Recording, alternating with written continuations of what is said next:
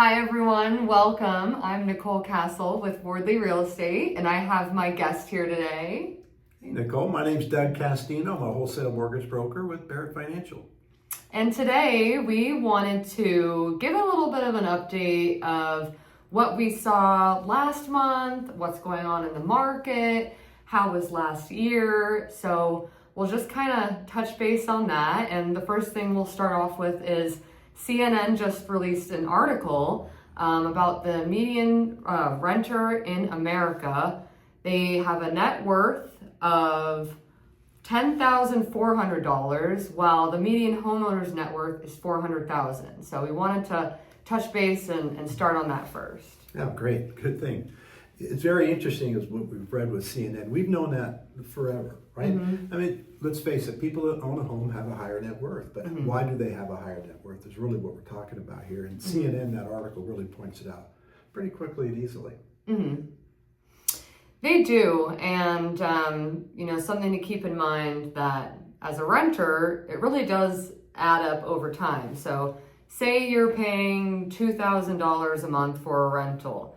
In 5 years, you've already kicked over $120,000 that could have been used in an investment gaining equity. And LVR just came out and released their stats for December. So let's take a look and talk about that really quickly.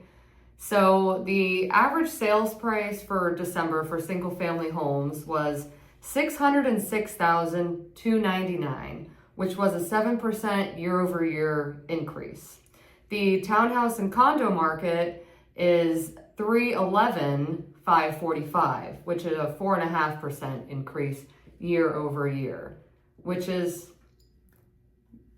pretty big. Absolutely, you're building equity year over year. That's really what it's all about. You have stability when you build equity. You build your wealth, your net worth goes up, and that compounds year over year.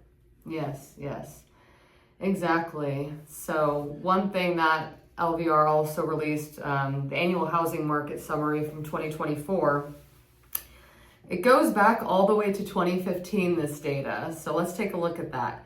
First, the single family market. In 2015, the average sales price was $256,000. Now, looking back at 2024, the average price is $606,000.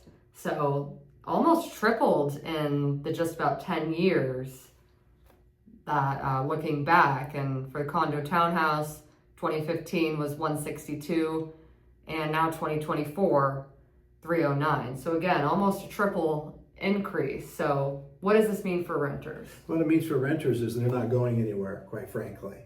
If you look back at the report, a renter has an average net worth of $10,000 where the homeowner has a $400,000 net worth. But what do you think happened is because the people that made an investment in their home actually made an investment in their future. The problem with renting is, and most everybody knows it, is that when you rent, rents go up every year. They're going to go up about 5%. And that's every year. Where if your mortgage, if you've got one, it doesn't go up every year. It stays flat. So your property gains value, you make more money, you start being able to do something with that money that you make instead of pouring it into rent. You can actually start putting money aside for an investment for long-term financial gain. What would you say to the renters on the sidelines that are waiting for rates to come down? Yes. Well, first off, you can't ever wait for rates to go down. If you wait for rates to go down, you're going to lose any gain in equity. Because if you buy today, statistically, you make money, right? So if you're waiting, prices are going to go up on homes, which means your mortgage is going to go up. So it's better to get your home now. If rates go down in the future, at least what I tell my clients, everything we do today, is a refinance play. So if we think rates are going to go down, and we think they will, we're pretty optimistic about that. When rates go down, we'll refi to a lower rate. So they've already procured their home at the price of today, and now can get a lower interest rate to save money. Right. Do you believe that the amount of equity that they build per year just about covers that interest that they're paying per year? Oh, absolutely. Mm-hmm. Yeah, absolutely. No, it makes financial sense. Mm-hmm. So something to think about when we compare other types of investments, say car loans, credit cards, Well, and car loans are depreciating. yeah, It's a depreciating asset. I don't know of anybody that bought a car and makes more money when they sell it. yeah, But what happens with a home is usually you sell your home for more than you bought it for. That's what you can expect, not with a car.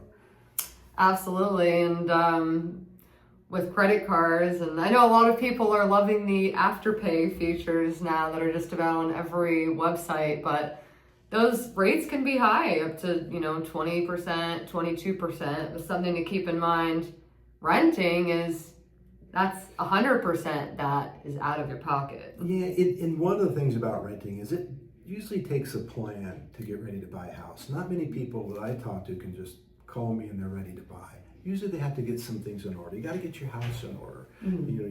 We got to look at the debts, where you're at, where your income is at, and make a plan to purchase a home. So it's not an easy thing to do for most people, but we'll certainly put people on a path.